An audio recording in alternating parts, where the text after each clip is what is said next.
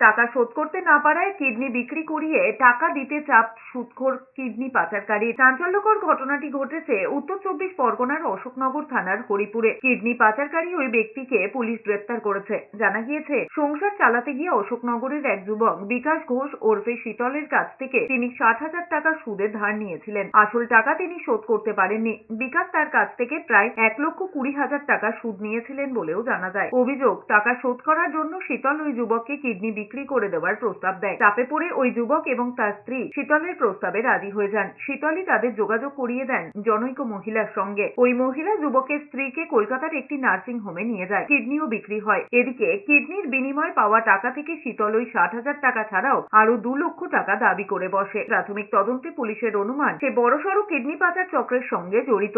ঋণের জালে পড়ে আরো কতজনকে এই ঘটনায় বাধ্য করেছে পুলিশ খতিয়ে দেখছে। দিতে পারছিলাম না, আমি খুব চাপে পড়ে ওনার কাছে যাই। এবার ওনাকে গিয়ে ব্যাপারটা আমি বলি যে আমি এরকম চাপে আমি দেনা শোধ করবো কিভাবে। তখন উনি বলেন যে কিডনি বেচার লোক আছে, তুই যোগাযোগ করতে পারিস, ওইখানে যোগাযোগ করলে সব তো মুক্ত পাবি। এবার আমার সাথে উনি যোগাযোগও করিয়ে দেয়। যোগাযোগ করার পর আমি ওইখানে গিয়ে যোগাযোগ করি। অলরেডি আমার বউ বেলভিউ নার্সিংহোমে কিডনি দেওয়া হয়ে গেছে। আমি বলেছিলাম আপোষে যে আমি 1 লাখ টাকা দেবো, আপনি একটু বুঝে নেবে। বলে আমি তোর থেকে টাকা বুঝে নেবো, তুই দিবি না, তোর বাপ দেবে, আমি তোর টাকা বুঝে নেবো। ও আমার কাছে 2,20,000 টাকা দাবি করতেছে এই মুহূর্তে। এবার আমি কোথা থেকে দেবো? আমি গরিব মানুষ।